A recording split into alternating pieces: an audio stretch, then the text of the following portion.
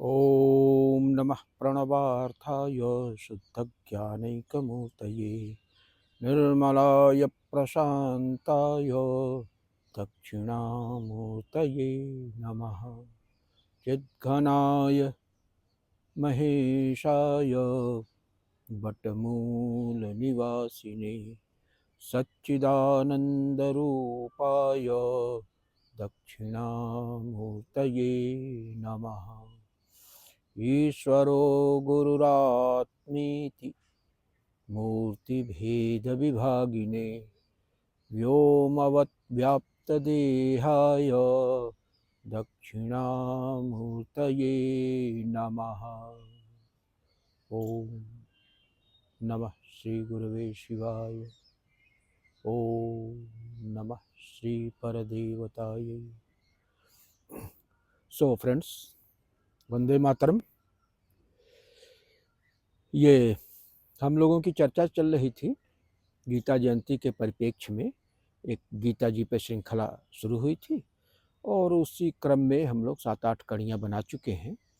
बीच में थोड़ा सा गीता, गंगा, गायत्री, ये 3 में क्या कॉमनैलिटी है, इसको लेके एक प्रश्न किसी श्रोता ने उपस्थित कर दिया था, तो हम लोग थोड़ा उस पर चले गए थे।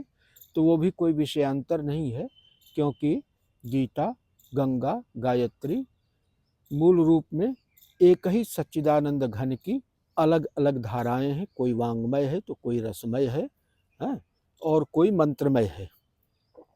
तो गंगा, गीता, गायत्री, गौ माता, ये सब सृष्टि के जो है ना आधार स्तंभ हैं। तो इन पे चर्चा हुए बिना जो है गीता जी पे चर्चा अधूरी है। भगवान श्री कृष्ण जिन्होंने गीता का उपदेश किया, स्वयं जो है परम गौ भक्त थे, गौ सेवक थे, और गोपाल उनका नाम ही है। गोचारण उनका जो है बहुत ही फेवरेट वो कार्य था। तो गौ की भी संरचना उसी सच्चिदानंद घन परमेश्वर ने किया है, ताकि ये सृष्टि के विकास के लिए जो भी आवश्यक कर्म है, इसके सस्टेनेंस के लिए और इसके डेवलपमेंट के लिए जो भी कर्म है वो बिना गौ माता की सहायता के हो नहीं सकता। क्योंकि सह यज्ञा प्रजा सृष्टा पुरोवाच, ऐसे आता है ना, गीता जी में आता है कि उन्होंने इस सृष्टि की रचना के साथ ही साथ यज्ञ की भी संरचना किया, और फिर उसको जो है ये उपदेश किया कि इसी यज्ञ के माध्यम से आप लोग आगे बढ़ो, है ना। तो यज्ञ करने के लिए क्या है, पंचगव्य की आवश्यकता होती है। और पंचगव्य माने जब तक गौ माता नहीं रहेंगी तब तक पंचगव्य कहाँ से आएगा। तो ये यज्ञ के लिए जो क्विंटेसेंशियल एलिमेंट्स हैं उसकी सप्लाई गौ माता ही करती हैं। गौ माता जो है वो वही हमारा पालन पोषण भी करती है। भाई प्रजा ही नहीं रहेगी तो यज्ञ करेगा कौन। तो प्रजा के पालन पोषण के लिए भी गो दिग्ध की, गो घृत की, गो दधि की, ये सब पंचगव्य की आवश्यकता है। और यज्ञ के संपादन के लिए भी आवश्यकता है। तो यज्ञ के संपादन के लिए जो वेदज्ञ ब्राह्मण चाहिए, उनके पालन पोषण का, योगक्षेम का भी वहन गौ माता करती हैं। जो माताएं चाहिए जिनसे कि योग्य संततियां उत्पन्न हो, तो ऐसी मातृशक्ति का भी पालन पोषण रक्षण गौ माता करती हैं। तो इस प्रकार से गीता, गंगा, गायत्री, गौ, क्योंकि इस सृष्टि के जो है ना कुछ धारक तत्व हैं। उन धारक तत्वों को समझ लेना आवश्यक है कि गोभिर्विप्रैश्च वेदैश्च सतीभिः सत्यवादिभिः अलुब्धैर दानशीलैश्च। तो ये जो है ना गोभिर, गौ माता, विप्रैश्च वेदैश्च, वेदज्ञ ब्राह्मण, वेद, गोभिर विप्रैश्च वेदैश्च सतीभिः सत्यवादिभिः। सती स्त्रियां अगर नहीं रहेंगी तो योग्य संतति नहीं होगी, फिर यज्ञ कर्म करने वाला कोई नहीं रहेगा, चारों तरफ वर्ण संकर का बोलबाला होगा। तो इस वर्ण संकरत्व और कर्म संकरत्व को अवैध करने के लिए सती साध्वी स्त्रियों की आवश्यकता है। तो सती भी सत्यवादी भी, और जो सत्यव्रतम सत्यपरम त्रिसत्यम सत्यस्य योनिम निहितम च सत्ये, सत्यस्य सत्यम, तो जो साक्षात सत्य स्वरूप परमात्मा है, अगर उसका आश्रय लेने वाले खुद सत्यवादी नहीं होंगे तो उनके द्वारा की गई कोई भी उपासना अर्चा वो स्वीकार्य कैसे हो सकती है, उसका कोई अर्थ नहीं रह जाएगा, वो सर्वथा अर्थहीन हो जाएगी। तो इस तरह से यज्ञ, सृष्टि के साथ साथ यज्ञ आया और यज्ञ के लिए गौ माता का होना आवश्यक है। और यज्ञ के बारे में गीता जी में एक बात और भी बड़ा स्पष्ट रूप से कहा गया है कि अन्नात् भवन्ति भूतानि, भूत प्राणियों का जो अन्नमय कोश है वो अन्न से ही बनता है। तो अन्न अगर नहीं रहेगा तो भूत प्राणियों का जो अन्नमय कोश है उसका ही निर्माण नहीं हो पाएगा। तो अन्नात् भवन्ति भूतानि पर्जन्यात् अन्न संभवः। पर्जन्य माने बादल, बादल माने आकाश में जो मेघ होते हैं जब बरसते हैं तो उसी वृष्टि के जल से जो है अन्न का पोषण होता है। तो अन्न हो इसके लिए क्या आवश्यक है कि आकाश में बादल रहें। पर्जन्यात् अन्न संभवः यज्ञात् भवन्ति पर्जन्यः। और ये पर्जन्य बादल किस तरह से रहेंगे, जिनसे कि सुंदर अविकृत जल की वर्षा हो, अमृत तुल्य जल कण की वर्षा हो जो कि अन्न को पुष्ट करे। तो उसके लिए क्या आवश्यक है कि यज्ञात् भवन्ति पर्जन्यः, यज्ञ से जो है वो पर्जन्य होते हैं माने बादल होते हैं। और यज्ञ कैसे होता है, यज्ञ कर्म समुद्भवः, यज्ञ कर्म समुद्भव है। तो यज्ञ कैसे होता है, ये कर्म समुद्भव माने वेद विहित जो कर्म है उनके प्रतिपादन में ही यज्ञ का संपादन हो सकता है, उनके अनुपालन से ही जो है यज्ञ का संपादन हो सकता है। तो यज्ञ कर्म समुद्भव। अब ये कर्म कहाँ से व्याख्यायित हो गए, तो कर्म ब्रह्मोद्भवम विद्धिम। कर्म की व्याख्या कहाँ से आएगी, उसकी परिभाषा कहाँ से आएगी, उसका स्वरूप कहाँ से समझ में आएगा, तो कर्म ब्रह्मोद्भवम विद्धिम। कर्म जो है ब्रह्म से उत्पन्न, ब्रह्म का तात्पर्य यहाँ वेद से है। वेद जो है वो साक्षात परमात्मा की वाणी है। जाकी श्वास सहज श्रुति चारी, ये श्वासोच्छ्वास है। शास्त्र योनित्वात्, शास्त्र की वो योनि है और शास्त्र उसकी योनि है। तो बड़ा विचित्र संबंध है वेद का और परमात्मा का। तो कर्म ब्रह्मोद्भवम विद्धि। अब ब्रह्म कहाँ से निकला, ब्रह्माक्षर समुद्भवम। ब्रह्म जो है वो अक्षर तत्व से निकला हुआ है। अक्षर तत्व माने जिसका क्षर न हो, जो जिसका तीनों कालों में कभी भी विनाश न हो, तो वो अक्षर तत्व है। अक्षर तत्व वो परमेश्वर तत्व है। तो परमेश्वर से वेद निकला, वेद से कर्म निकला, कर्म से यज्ञ हुआ, यज्ञ से बादल बने, बादल से अन्न हुआ, अन्न से ये हम लोगों का शरीर बना। तो इस क्रम को जो है वो हमेशा के लिए इस परंपरा का विच्छेद नहीं होना चाहिए। कहीं भी इसमें अगर विसंगति उत्पन्न होगी तो लाइफ करंट जो है ना, दैट विल बी ऑब्लिटरेटेड। तो in order that the life current is not obliterated, ये हमारे लिए आवश्यक है कि हम इस परंपरा को, इस कड़ी को पूरा ध्यान रखें कि क्या चीज, अन्नात् भवन्ति भूतानि पर्जन्यात् अन्न संभवः यज्ञात् भवन्ति पर्जन्यः यज्ञः कर्म समुद्भवः कर्म ब्रह्मोद्भवं विद्धिं ब्रह्माक्षर समुद्भवः तस्मात् सर्वगतं ब्रह्म नित्यं यज्ञे प्रतिष्ठित। तो कहने का तात्पर्य ये हुआ कि इसलिए गीता जी ने ये स्पष्ट रूप से कहा है कि इसलिए यज्ञ कर्म में हर मर्त प्राणी को सन्नद्ध रहना चाहिए, इसमें किसी प्रकार का आलस्य नहीं करना चाहिए। एक जगह और इसी क्रम में कहा कि भूत भावोद्भव करह विसर्गः कर्म संगीतः। कर्म को व्याख्यायित करते हुए उन्होंने कहा कि कर्म कौन सा है कि जिससे भूत भाव की पुष्टि होती है। भूत भावोद्भव करह विसर्गः कर्म संगीतः। तो जो कुछ भी कर्म उसी को कहा जाता है जिन कर्मों के करने से इस सृष्टि की पुष्टि में, तुष्टि में, इसके पालन पोषण में, इसके परिवर्धन परिरक्षण में मदद मिलती है, वही कर्म है। और वो कर्म वेद से आते हैं। तो ये तो हो गई पीछे की चर्चा जो चल रही थी उसमें। अब हम लोग फिर से वहाँ से वापस लौट के जो है अपने मूल प्रश्न पर आते हैं कि गीता जी सार्वकालिक क्यों है और हमारे दैनिक जीवन में क्या टेक अवे है जिसको कि हम अपने रोजमर्रा की जिंदगी में अप्लाई कर सकते हैं।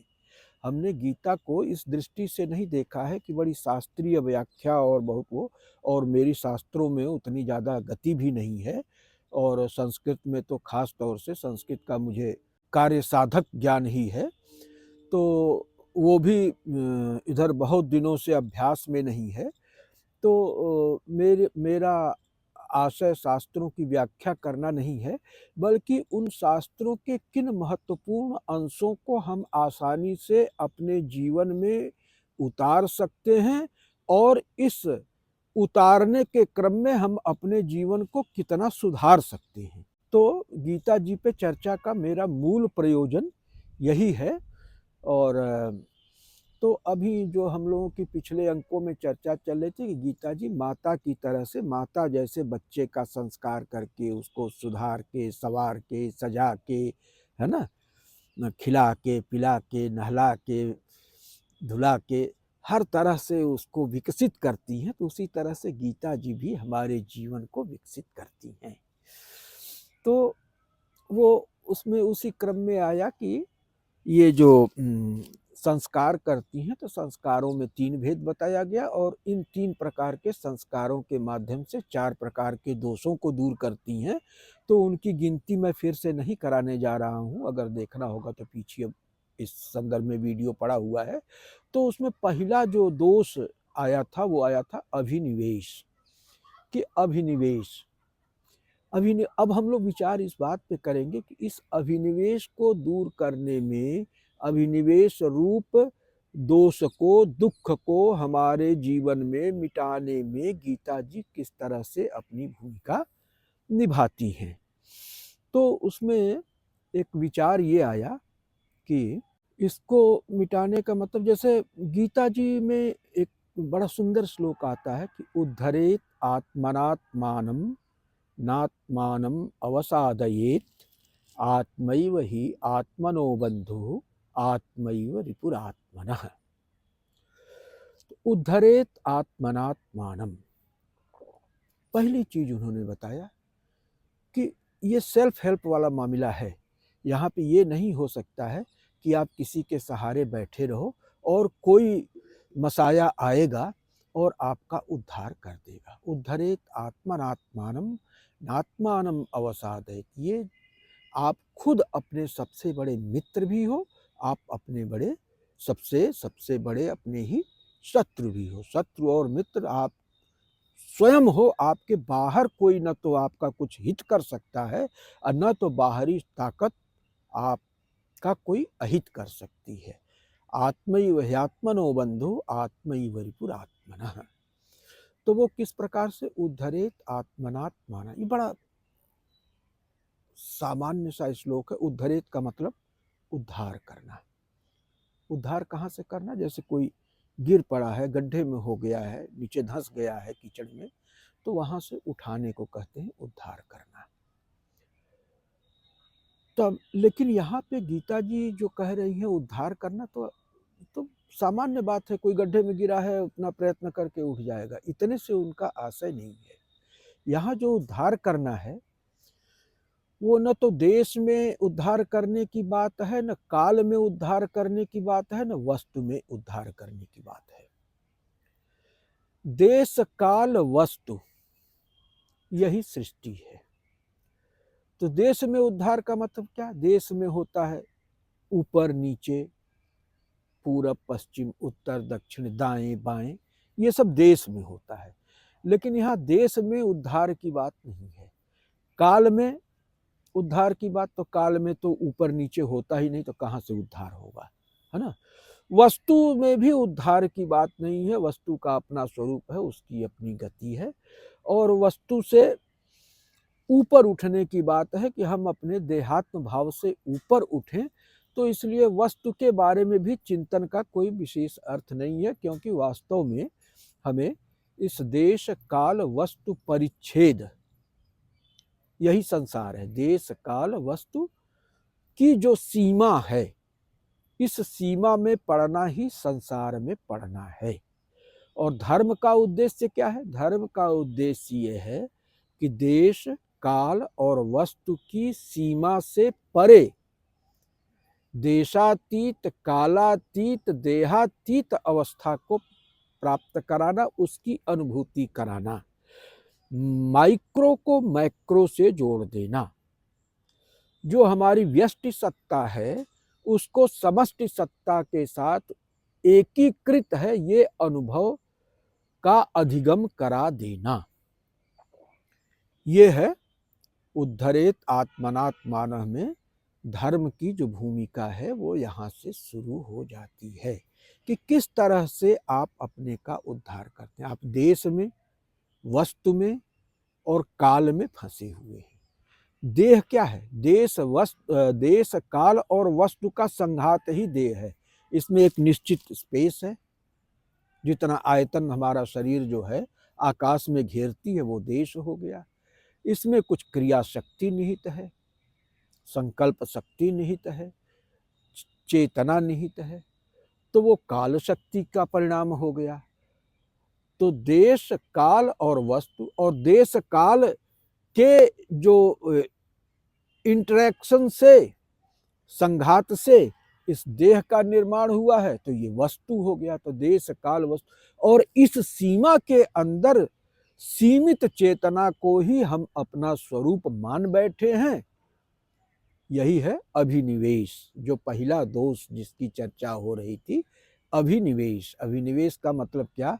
कि जो असीम चैतन्य है, जो देश काल वस्तु की सीमा से परे स्थित अखंड चैतन्य है, वो होने के उपरांत भी हम स्वयं को इस शरीर में, इस शरीर के द्वारा ऑक्युपाइड स्पेस में, इस शरीर के द्वारा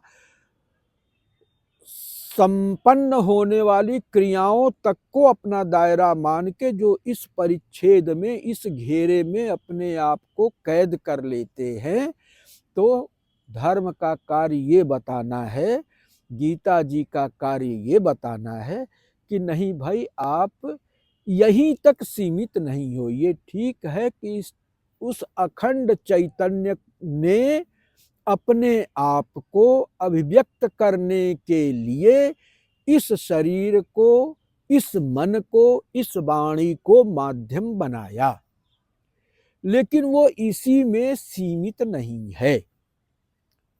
किस प्रकार से वो सीमित नहीं है भाई? तो उन्होंने बताया ना कि वासांसि जीर्णानि यथा विहाय नवानि गृह्णाति नरोपराणि तथा शरीराणि विहाय जीर्णा नन्यानि संजाति नवानि देहि। है?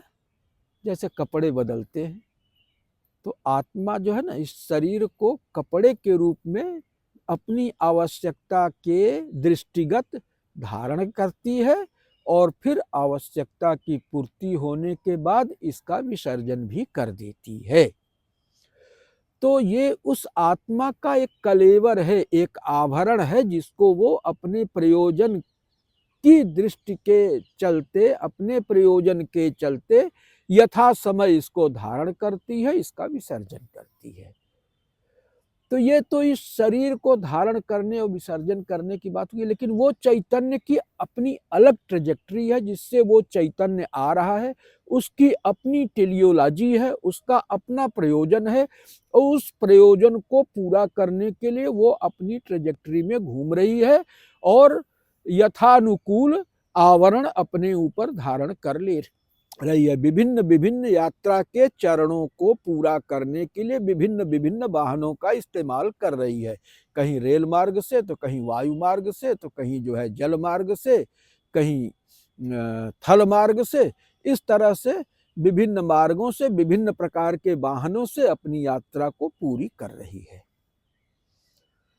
तो इसका मतलब ये हुआ कि आप ये देह नहीं हो, बल्कि देही हो, जो कि इस देह को धारण कर रहा है।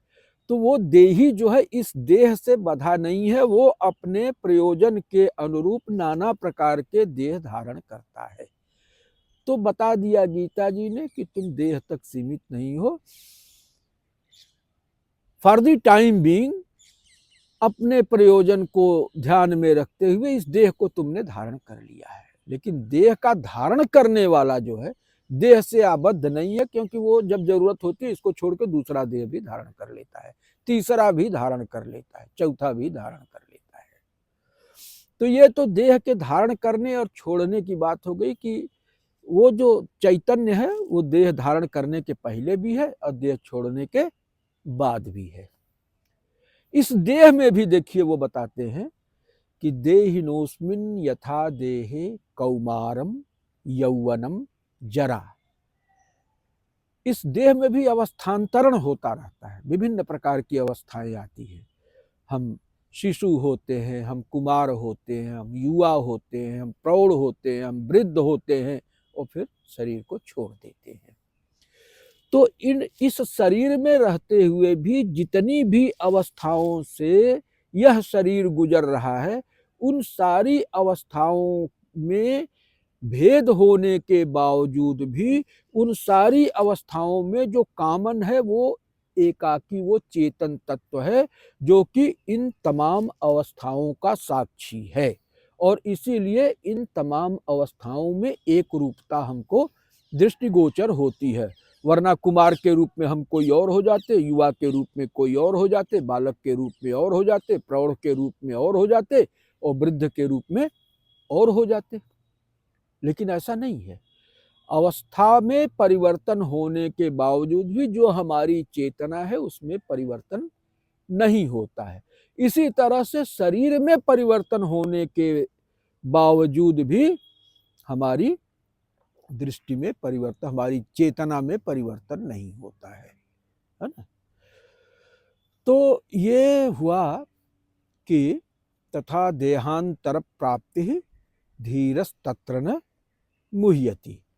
तो इस बोध को जब हम जागृत करेंगे कि उद्धरेत आत्मनात्मानः, तो उद्धरेत का मतलब कि ये जो देहात्म भाव है ये माइंड बॉडी मशीन के अंतर्गत, माइंड बॉडी कॉम्प्लेक्स के अंतर्गत हम अपने आप को सीमित चैतन्य के रूप में पाते हैं, जिसकी सत्ता इस बॉडी के शुरू होने और इस बॉडी के नष्ट होने तक है। तो इस अज्ञान को दूर करने के लिए गीता जी कहती हैं कि उद्धरेत आत्मनात्मानः। किस तरह से? उदाहरण दे दिया कि जैसे देहांतर में और अवस्थांतर में चैतन्य वही रहता है, तो इसी प्रकार से चैतन्य तत्व जो है ये तुम्हारा अखंड आनंद घन स्वरूप है और ये किसी प्रयोजन विशेष के लिए इस शरीर, वाणी और मन के माध्यम से व्यक्त हो रहा है। इसने इस मोड ऑफ एक्सप्रेशन को चूज किया है, ये तुम्हारी चॉइस है, या यूं कह लें कि तुम्हारे पूर्व कर्मों का परिणाम है। तो अपने कर्मों को सुधार के हम परिणाम में अंतर ला सकते हैं, अपनी चॉइस में सुधार करके हम अपने मोड ऑफ एक्सप्रेशन में परिवर्तन ला सकते हैं कि हम इससे बेहतर मोड ऑफ एक्सप्रेशन चूज कर सकते हैं कि नहीं भाई, आज हम इस जन्म में पशु रूप में हैं तो अगला जन्म हमारा मानव का होना चाहिए, या इसमें दीनहीन अकिंचन है तो अगला जन्म जो है राजा का होना चाहिए, या इसमें मूढ़ और अज्ञानी है तो अगला जन्म जो है हमारा ज्ञानी का होना चाहिए। तो इस तरह से गीता जी हमें अभिनिवेश से मुक्त होने का मार्ग बताती हैं कि किस तरह से हम अपने देहाभिमान से मुक्त होकर के देहोस्मि, प्राणोस्मि, मनोमयोस्मि, प्राणमयोस्मि, इन सब अवधारणाओं से ऊपर उठकर परम पर शिवोहम पूर्ण ब्रह्म स्वरूपः, परम पर शिवोहम पूर्ण ब्रह्म स्वरूप, अपने पूर्ण स्वरूप को समझने का, उसको अधिगम करने का प्रयास we can undertake the endeavour to realise our true nature. हमारा ट्रू नेचर क्या है? अहम ब्रह्मास्मि, शिवोहम शिवोहम।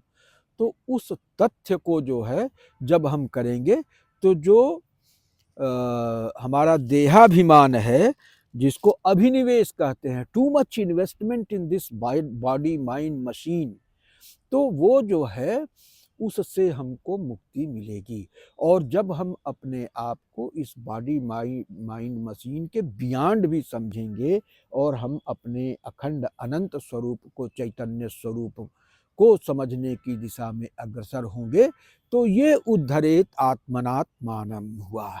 ये नहीं कि हमने गड्ढे में से जो है छलांग लगा के और हम बाहर आ गए। तो इस उद्धार से नहीं मतलब है। गड्ढा यही पूरा संसार ही गड्ढा है, और ये संसार हमारे साथ इस देहात्म भाव के साथ चिपटा है।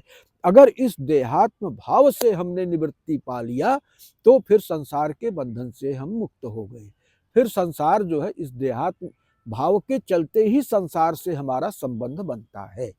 अगर ये शरीर नहीं है, यह सत्य नहीं है, हम चैतन्य स्वरूप हैं, हम शरीर के माध्यम से कुछ काम कर रहे हैं, लेकिन ये शरीर तक नहीं है, हमने ऐसा समझ लिया, तो फिर जो है संसार हमको बांध नहीं सकता है। लिप्यते सन पापेभ्य पद्मपत्र इवाम्भसा, ब्रह्मण्याधाय ब्रह्म कर्माणि संगम त्यक्त्वा करोति यह लिप्यते सन पाप। तो जैसे कमल जो है वो कीचड़ में, जल में रहता है, लेकिन कीचड़ या जल से वो आबद्ध नहीं होता है, कलंकित नहीं होता है। जो हम इसको बाहर निकालेंगे एकदम साफ सुथरा बाहर आ जाता है, एक ड्रॉप भी पानी की उसमें जो है लगी नहीं रहती है। तो ये गीता जी उपदेश देती है कि इस संसार में किस तरह से हमको बरतना है ना। संसार में रहिए, सब कुछ करिए, विषयान इंद्रियैश्चरन् आत्मवश्यैर्विधेयात्मा प्रसादम अधिगच्छति। तो वो कहते हैं कि ठीक है, अपने इंद्रियों, यही अनासक्ति योग है गीता का। यहाँ वैराग्य की बात उतना नहीं की गई जितना अनासक्ति की, कि कर्म करते रहो लेकिन कर्म में आसक्त मत हो। और जब कर्म में आसक्त नहीं होगे तो क्या होगा कि कर्म का फल तुम्हारे लिए बंधन का कारण नहीं बनेगा, वो मुक्ति का कारण बन जाएगा। स्वकर्मणा तमभ्यर्च सिद्धिम विन्दति मानवः यतः प्रवृत्तिर्भूतानां येन सर्वमिदं ततम्। तो जब ये मान के चलोगे कि जिन गुणों से, जिन प्रकृति के जिन गुणों से, जिन धर्मों से आपके शरीर की, आपके प्रकृति की रचना हुई है, उन गुणों का जो सहज धर्म है, जो सहज अभिव्यक्ति है, अगर वो इस शरीर के माध्यम से प्रस्फुरित हो रही है, तो ये अपने आप में यही परमात्मा की पूजा है। उस ऐसे कर्मयोगी को अलग से पूजा करने की आवश्यकता नहीं, उसका सारा का सारा कर्म ही जो है वो पूजन हो जाता है, अर्चन हो जाता है, और फिर अलग से उसको कोई कार्य करने की आवश्यकता है। स्वकर्मणा तमभ्यर्च सिद्धिम विन्दति मानवः, अपने कर्म के द्वारा वो उसकी अर्चना करके, आराधना करके, उपासना करके मुक्ति को प्राप्त हो जाता है। मुक्ति यहाँ सबको है। 4 पुरुषार्थ जो बताए गए कि धर्म, अर्थ, काम, मोक्ष, उसको किसी का पेटेंट या कॉपीराइट नहीं किया गया है। वो चातुर्वर्णम मया सृष्टम गुण कर्म विभागस, इन्हीं गुण कर्म को जो कहा ना कि यतः प्रवृत्तिर्भूतानां येन सर्वमिदं ततम्। तो चातुर्वर्णम मया सृष्टम का मतलब यही है कि चतुर्वर्ण की स्थापना इन गुणों के, कर्मों के आधार पर की गई। इसमें गुण भी है और कर्म भी है, और गुण ही जो है वो धर्म भी है, समझ लीजिए। गुणों के अनुरूप ही जो है वो आपका धर्म भी डिफाइन किया जाता है। तो यतः प्रवृत्तिर्भूतानां येन सर्वमिदं ततम् स्वकर्मणा तमभ्यर्च सिद्धिं विन्दति मानवः। तो ये विराट पुरुष के अंग हैं, जो चातुर्वर्ण है, चतुर्वर्ण है, ये विराट पुरुष के अंग हैं। इसलिए विराट पुरुष ऐसा पक्षपात नहीं कर सकता कि जो 4 पुरुषार्थ उसने नियत किए हैं जीवन के लिए, उन चारों पुरुषार्थों से उसने किसी को वंचित किया हो। आपका जो गुण है, जो धर्म है, उसके अनुरूप जो कर्म आपको मिला हुआ है समाज के लिए, उसी को करिए। इसीलिए कहा कि स्वधर्मे निधनम श्रेय परधर्मो भयावह, परधर्मास्वनुष्ठितात् श्रेय स्वधर्मो विगुणः परधर्मात् अनुष्ठितात्। परधर्म के अनुष्ठान से बढ़िया है कि आपका धर्म अगर सदोष भी है तो आप उसको करिए, आपकी उन्नति आपकी मुक्ति उसी से सुनिश्चित होगी। क्योंकि ये प्रकृति के गुणों से आपका जो ताना बाना बना है उसके अनुसार वेदों ने आपके लिए विहित कर्म की व्याख्या किया है ना। प्रकृते क्रियमाणानि गुणैः कर्माणि सर्वशः अहंकार विमूढ़ आत्मा कर्ता हम इति मन्यते। ठीक है, जो देहाभिमान से ग्रस्त है वो अपने आप को कर्ता मान लेता। वास्तव में तो प्रकृति के गुण ही जो है वो क्रियाशील होते हैं, उनमें रजोगुण का स्वभाव ही है क्रिया करना। तो तीन त्रिगुणात्मिका है चूंकि प्रकृति, और रजोगुण उसमें है, तो रजोगुण जो है वो क्रियाशील है, तो क्रिया तो आप करेंगे। और हर गुण का अपना धर्म है, जिस तरह का उसका धर्म है वही आपके कर्मों के क्रियाओं के माध्यम से अभिव्यक्त होगा। इसीलिए ना भगवान श्री कृष्ण ने अर्जुन को कहा कि करिष्ये ह्यवसोऽपि तत् यदि हंकारमाश्रित्य न योत्स इति मन्यसे। यदि घमंड में आकर के अपने आप को कर्ता मान करके तुम ये सोचते हो कि मैं युद्ध नहीं करूंगा, तो ये तुम्हारा भ्रम है। मिथ्यैव व्यवसायस्ते, ये तुम्हारा व्यवसाय जो है नितांत मिथ्या है, ऐसा तुम कर ही नहीं सकते। प्रकृति त्वम नियोक्ष्यसि, प्रकृति तुमको उस कर्म में बलात् लगा देगी, ये तुम्हारे बस में नहीं है। क्योंकि प्रकृति के जिन तंतुओं से मिल करके तुम्हारा माइंड बॉडी बना हुआ है, उन तंतुओं का जो स्वभाव है वही तुम्हारे माध्यम से अभिव्यक्त होगा। तो इसलिए जो तुम्हारा स्वभाव है, जो इनेट प्रॉपर्टी है तुम्हारी, let this innate property manifest through this body mind machine, that is the best way to live in this world. तो अभिनिवेश, टू मच इन्वेस्टमेंट, तो जो हमने माइंड बॉडी को बहुत जकड़ रखा है, बहुत जोर से पकड़ के एकदम टाइटली उसको पकड़ रखा है, तो उसको रिलीज करने की जरूरत है कि नहीं ऐसा कुछ नहीं है। और अहंकार की बात है तो कुछ नहीं है, प्रकृति क्रियमाणानि, प्रकृति के गुण ही अपन में बरत रहे हैं और उसको आप मान ले रहे हो। तो इसलिए उस प्रकृति की सत्ता को महसूस करो और खंड अहम को पूर्णाहंता में ले जाओ। ये पूर्णोहम का भाव आना चाहिए कि पूर्ण है हम, शुद्धोहम बुद्धोहम पूर्णोहम मुक्तोहम, है ना। तो मैं शुद्ध हूँ, बुद्ध हूँ, पूर्ण हूँ, मुक्त हूँ, ये होनापन इसमें होना चाहिए।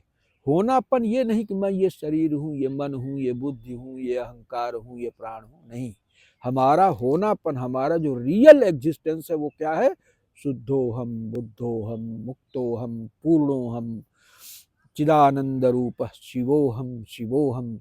तो जब हम इस उपदेश को भगवान श्री कृष्ण द्वारा दिए गए, गीता श्री के माध्यम से दिए गए इन उपदेशों को आत्मसात करते हैं तो हमारा जीवन सरल हो जाता है। ये संसार फिर उतना तनाव देने वाला नहीं होता है। आज सारे तनाव के मूल में यही है कि हमने जो है अपने आप को ये शरीर, ये मन, ये प्राण, ये वाणी यही समझ रखा है। अगर हम जो है इससे ऊपर उठ के थोड़ा सा इसमें अपने अभिनिवेश को, इन्वेस्टमेंट को कम कर देंगे तो हमको किसी बात का न इतना ज़्यादा बुरा लगेगा। क्योंकि क्या है भाई, ये प्रकृति है, नासवान है, आज है कल नहीं है। शरीर का अपना धर्म है, प्राण का अपना धर्म है, इंद्रियों का अपना धर्म है, बुद्धि का अपना धर्म है, मन का अपना धर्म है ना। पंच तत्वों का अपना धर्म है, देश काल का अपना धर्म है, सूर्य चंद्र का अपना धर्म है।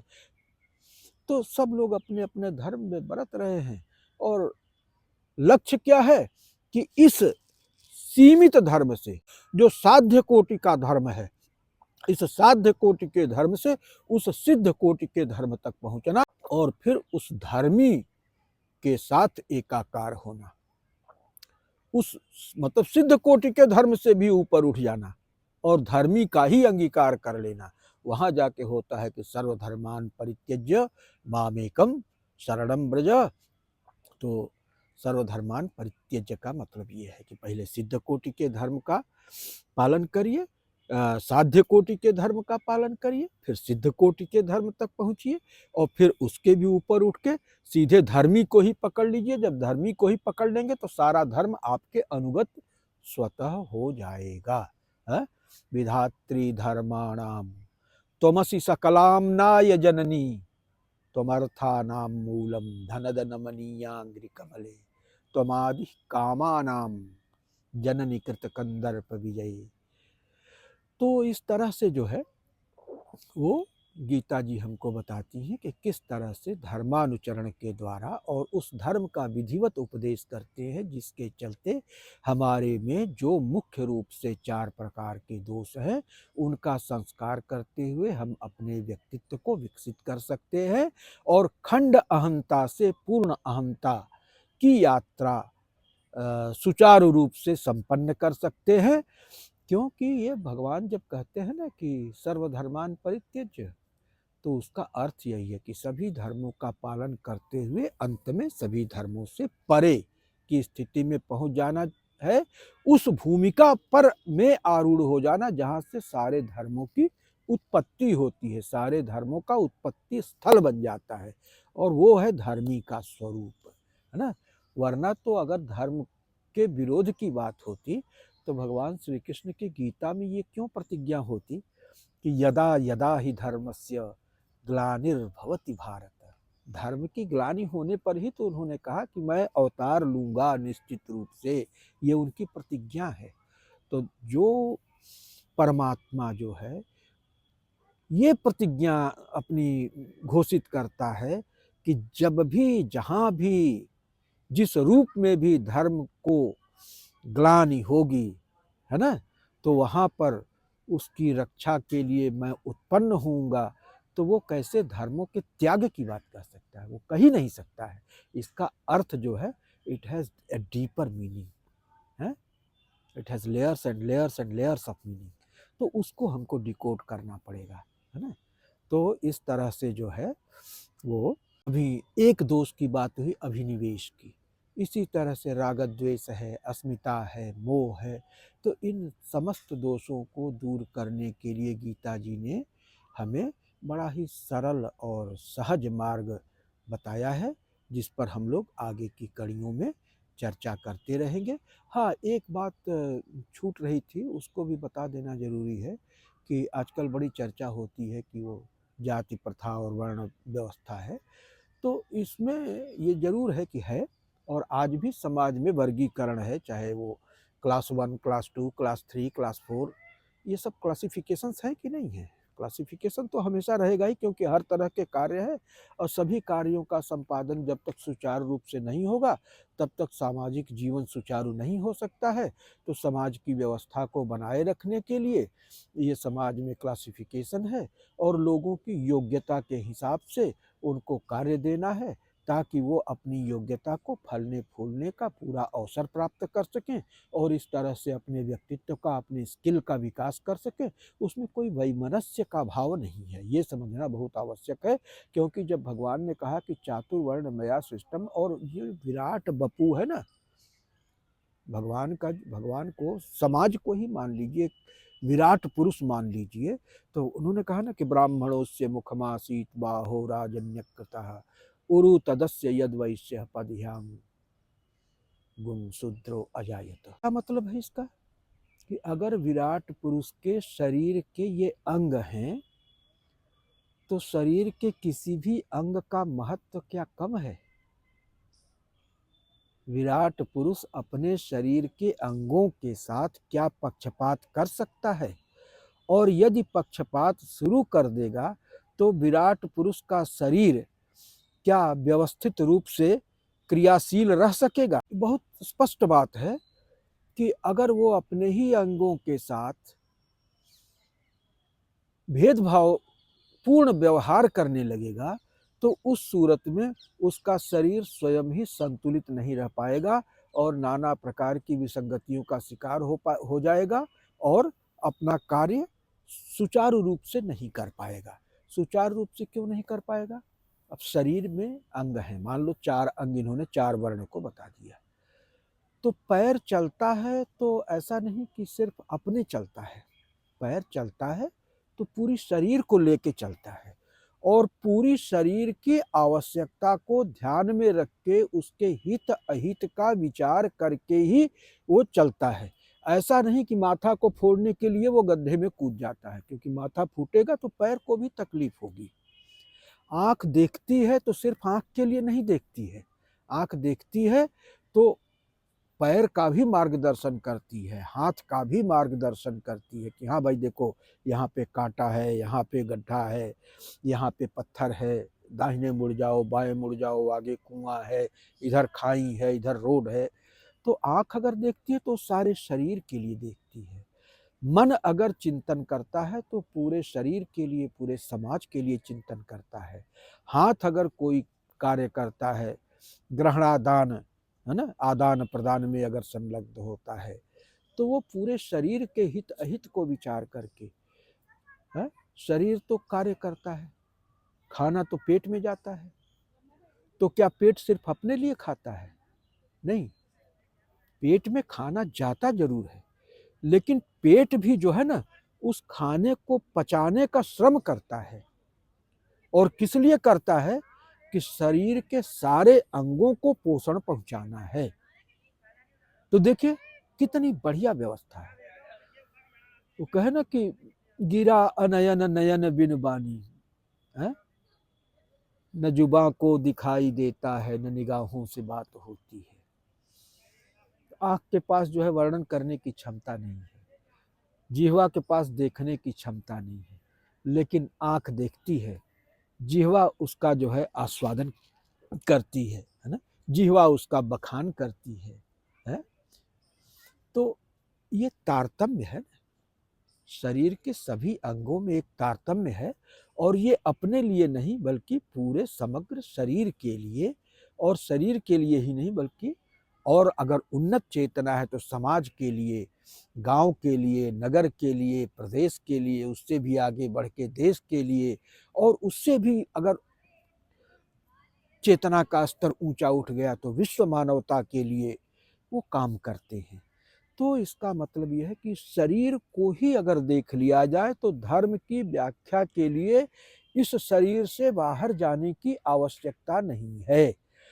तो जिस तरह से शरीर के विभिन्न अंग एक दूसरे के साथ कोऑर्डिनेशन में काम करते हैं, एक दूसरे के लिए काम करते हैं, परस्पर हित के लिए प्रतिबद्ध रहते हैं, तो वही समाज में अगर एक एक इकाई को एक एक अंग मान लिया जाए तो अंग मान लेने से समाज में कितनी कोहेसिवनेस आ जाएगी कि एक अंग दूसरे अंग के प्रतिकूल कार्य कर ही नहीं सकता। उसको चूंकि वो अपने शरीर का अंग मान रहा है तो उसके हित के लिए विचार करना होगा, क्योंकि उसके हित के साथ आपका अपना हित जुड़ा हुआ। तो एक कॉमन गुड पे काम होने लगेगा, एक लार्जर गुड को आप, एक सोशल गुड जो है वो आपका गुड हो जाएगा, एक लार्जर गुड आपका गुड हो जाएगा, एक कॉमन गुड आपका गुड हो जाएगा, और आपका जो गुड होगा वो एक सोसाइटी का गुड हो जाएगा, एक एक लार्जर उसका पेरिफेरी का गुड हो जाएगा। तो इस तरह से जो है ये धर्म की भावना को परिपुष्ट करता है हमारा जो वर्णाश्रम धर्म है, और इसीलिए हर वर्ण का अलग कर्म दिया गया, हर आश्रम का अलग दिया गया, हर तत्व का अलग अपना धर्म है ना। तो हमारा शरीर जो है ना सिर्फ ये नहीं है, उन्हीं पंच तत्वों से बना है जिन पंच तत्वों से इस पूरी सृष्टि का निर्माण हुआ है। पृथ्वी, पानी, प्रकाश, पवन और आकाश, ये 5 तत्व हमारे शरीर के भी इंग्रेडिएंट्स हैं, और इन्हीं से ये कॉस्मॉस भी बना हुआ है।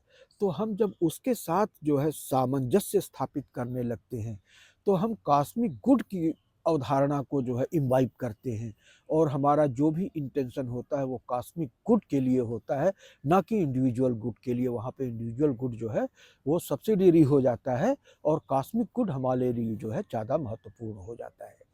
तो ऐसी स्थिति में जो कुछ भी धर्म की अवधारणा है उसको समझने के लिए जो हमारे शास्त्र प्रतिपादित जीवन विधान है, अगर उस पे हम फोकस करते हैं तो हमें बिना शास्त्र पढ़े अपने दैनिक जीवन के ऑब्जर्वेशंस के माध्यम से, अपने शरीर के, अपने समाज के अंगों के ऑब्जर्वेशंस के माध्यम से धर्म का सारा गूढ़ तत्व जो है स्वतः ही प्राप्त हो जाएगा, क्योंकि धर्म कहीं अलग से वो स्टोर करके नहीं रखा गया है। धर्मस्य तत्वम निहितम गुहायाम, आपके अंदर, आपके हृदय रूपी गुहा में ही वो स्टोर्ड है।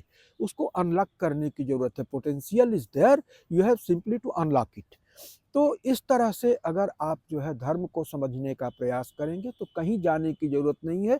आप अपने शरीर को ही देख लीजिए कि विभिन्न शरीर के विभिन्न अवयव किस तरह आपस में वेल कोऑर्डिनेटेड होकर के एक कॉमन गुड को ध्यान में रखते हुए काम करते हैं।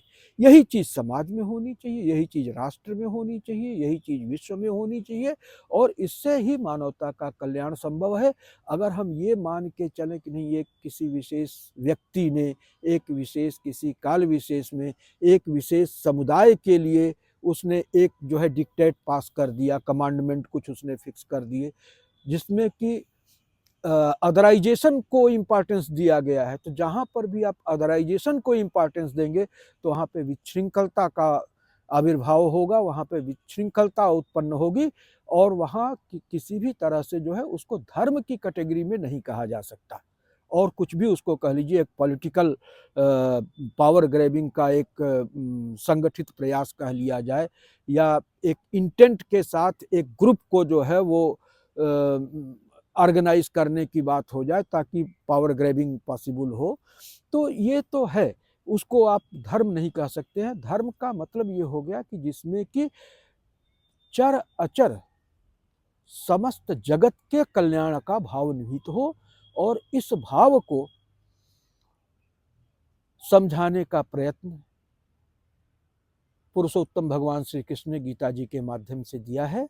और इस पे हम लोग, आज हमको लगता है कि वीडियो लंबा हो गया, तो आज यहीं पे वाणी को विराम देते हैं, और फिर आगे जो है एक दोस्त के बारे में तो हम लोग चर्चा कर चुके हैं, बाकी के 3 दोषों के अपनयन के बारे में गीता जी किस तरह से हमारा उद्बोधन करती हैं, इस पे हम लोग चर्चा करेंगे।